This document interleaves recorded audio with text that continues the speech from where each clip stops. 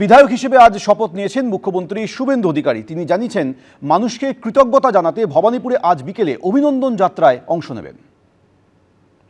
আমি বিজয় মিছিল বলছি না, আমাদের নেতা সভাপতি শ্রমিক ভট্টাচার্য বলেছেন ধন্যবাদ জ্ঞাপন করতে, অন্যকে অসুবিধায় না ফেলে, উত্ত্যক্ত না করে, অনিচ্ছুক লোকের গায়ে আবির বা ফুল না ছুড়ে খুব ভদ্রভাবে ধন্যবাদ জ্ঞাপন করতে আমি আমার নেতা আমার প্রদেশ সভাপতির নির্দেশ মেনে ভবানীপুরে আজকে বিকেল 5টা থেকে 7টা আমি পুরো এলাকার মানুষকে যতটা পারি ওই 2 ঘন্টার মধ্যে মানুষকে কৃতজ্ঞতা জ্ঞাপন করতে যাব অভিনন্দন যাত্রায়।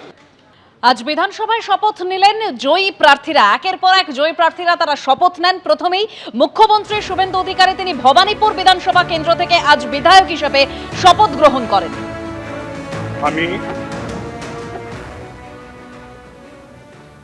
আমি শুভেন্দু অধিকারী পশ্চিমবঙ্গ বিধানসভায় সদস্য নির্বাচিত হইয়া ঈশ্বরের নামে শপথ করিতেছি যে বিধি দ্বারা স্থাপিত ভারতের সংবিধানের প্রতি আমি অকৃত্রিম নিষ্ঠা ও আনুগত্য পোষণ করিব।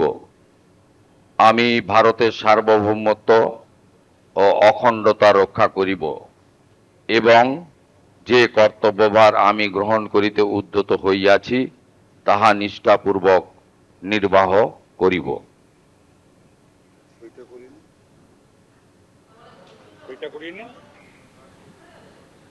তারপর খড়গপুর সদরের বিধায়ক দিলীপ ঘোষ তিনি আজকে শপথ নেন।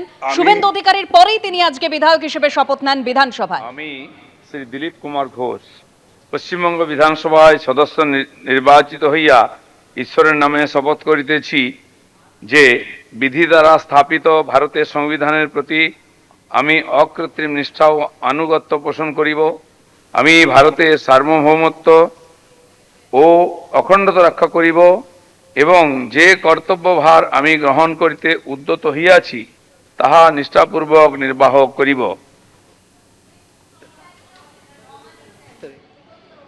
শুভেন্দু অধিকারী আজ শপথ নেন বিধায়ক হিসেবে। এর পাশাপাশি দিলীপ ঘোষ, অগ্নিমিত্রা পাল, নিশীথ প্রামাণিক, অশোক কীর্তনিয়া, ক্ষুদিরাম টুডু তারা প্রত্যেকেই আজ শপথ নেন। প্রথমার্ধের শপথ গ্রহণ প্রক্রিয়া ইতিমধ্যেই শেষ হয়েছে। দ্বিতীয়ার্ধে আজ উত্তর 24 পরগনা, দক্ষিণ 24 পরগনা এবং নদিয়া জেলার যারা জয়ী প্রার্থীরা তারা শপথ নেবেন।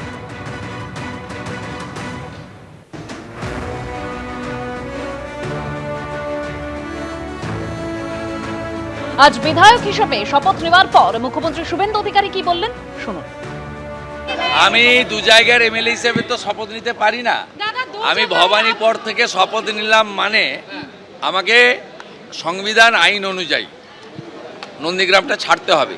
ছাড়লেও আমি নন্দীগ্রামের মানুষকে কথা দিতে পারি 2009-এর 5ই জানুয়ারি ফিরোজা বিবি জেতানোর পর থেকে আমি এমএলএ ছিলাম না, কিন্তু আমি নন্দীগ্রামের সব দেখাশোনা করেছি। এখানেও একজন প্রতিনিধি থাকবেন বা তাকে নন্দীগ্রামের মানুষ নির্বাচিত করবে। নন্দীগ্রামে বিধায়কের পরিষেবা থেকে শুরু করে আমি নির্বাচন চলাকালীন যে সমস্ত উন্নয়নের প্রতিশ্রুতি দিয়েছিলাম, আমি অন্য এলাকার উন্নয়নের সাথে সাথে নন্দীগ্রামে দেওয়া আমার কথাও আমি কার্যকর করব এবং নন্দীগ্রামের মানুষ তাদের আমি আগামী 5 বছর বুঝতে দেব না যে তাদের বিধায়ক শুভেন্দু অধিকারী নয়।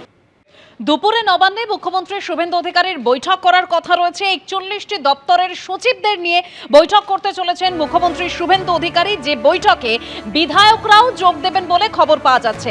এই বৈঠকে কি নিয়ে আলোচনা হতে পারে নবান্ন সূত্রে আর কি খবর, সরাসরি রুমা পাল রয়েছেন আমাদের প্রতিনিধি। রুমা, দেখো আর কিছুক্ষণের মধ্যে এই বৈঠক শুরু হবে এবং মুখ্যমন্ত্রী শুভেন্দু অধিকারী নবান্নে প্রবেশ করেছেন এবং ইতিমধ্যেই জানিয়ে রাখি নবান্ন সভাগৃহে কিন্তু এই বৈঠক হচ্ছে এবং সেই বৈঠকে কিন্তু যেমন 41টি দপ্তরের সচিবরা রয়েছেন এবং অবশ্যই সিনিয়র মোস্ট যারা আধিকারিকরা রয়েছেন, তার সঙ্গে পুলিশ প্রশাসন রয়েছেন, বেশ কিছু বিধায়ক রয়েছেন এবং সবথেকে বড় প্রশ্ন যে এখন মুখ্যমন্ত্রী চাইছেন যে প্রশাসনকে আরও চাঙ্গা করতে এবং প্রত্যেকটা দপ্তরে কি কাজ হয়েছে, আগামী 6 মাসের মধ্যে সেই রূপরেখা কি সেই সমস্ত খতিয়ান কিন্তু তুলে ধরা হবে এবং এটাও ঠিক কোন খাতে কত খরচ হয়েছে, কত বরাদ্দ হয়েছে, কিভাবে উন্নয়ন হচ্ছে, শুধু উন্নয়ন পরিকাঠামো নয়, তার সঙ্গে সঙ্গে আরও কি প্রয়োজন রয়েছে এবং কোথায় কি খামতি রয়েছে, সমস্ত কিছুই কিন্তু তথ্য নিয়ে আজকের এই বৈঠক হবে এবং সেই বৈঠক আর কিছুক্ষণের মধ্যেই শুরু হতে চলেছে। এবং জানি রাখি একবার সেই চিত্রটা একবার দেখাবো, আমার সঙ্গে রয়েছেন ক্যামেরা পার্সন ভগবান শাহ, একবার দেখাচ্ছি। এটা হচ্ছে তোমার নবান্ন সভাগৃহ এবং নবান্ন সভাগৃহের মধ্যে কিন্তু এর ইতিমধ্যেই জানিয়ে রাখি যে অনেক প্রায় প্রত্যেকেই কিন্তু ভেতরে প্রবেশ করেছেন, যারা সচিবরা রয়েছেন, সিনিয়র মোস্ট যারা রয়েছেন, এবং তার সঙ্গে এটাও ঠিক পুলিশ প্রশাসন রয়েছে, অনেক বিধায়কই এসছেন এবং মুখ্যমন্ত্রীও কিন্তু নবান্নে প্রবেশ করে গিয়েছেন। অন্যদিকে জানিয়ে রাখি, দেখো মুখ্যমন্ত্রী হওয়ার পর থেকেই কিন্তু একদম প্রশাসনকে চাঙ্গা করতে এবং কোনোভাবেই যাতে কোনো কাজ কালকের জন্য না ফেলে রেখে আজকে সেই কাজ করতে হবে, সেই কাজ সেই বার্তা দিতেই কিন্তু এই বৈঠক হচ্ছে। খুব স্বাভাবিক, এই বৈঠকের পর যেমন একাধিক জানিয়ে রাখি যে যখন থেকে তিনি দায়িত্ব গ্রহণ করেছেন তারপর থেকে কিন্তু যেভাবে বিভিন্ন দপ্তরের ক্ষেত্রে কিন্তু একের পর এক পদক্ষেপ নেওয়া হচ্ছে, সেক্ষেত্রে এই আজকে এতগুলো দপ্তরের সচিবদের সঙ্গে তিনি যখন কথা বলবেন এবং অবশ্যই তাদের যে সমস্যা এবং তার সঙ্গে সঙ্গে কত খরচ হয়েছে, কি হয়েছে, কতটা উন্নয়ন হয়েছে, সব কিছু জানার পরই কিন্তু পরবর্তী কি নির্দেশ দেন সেদিকেই দেখার। ধন্যবাদ রুমা। এবিপি আনন্দ, এগিয়ে থাকে, এগিয়ে রাখে।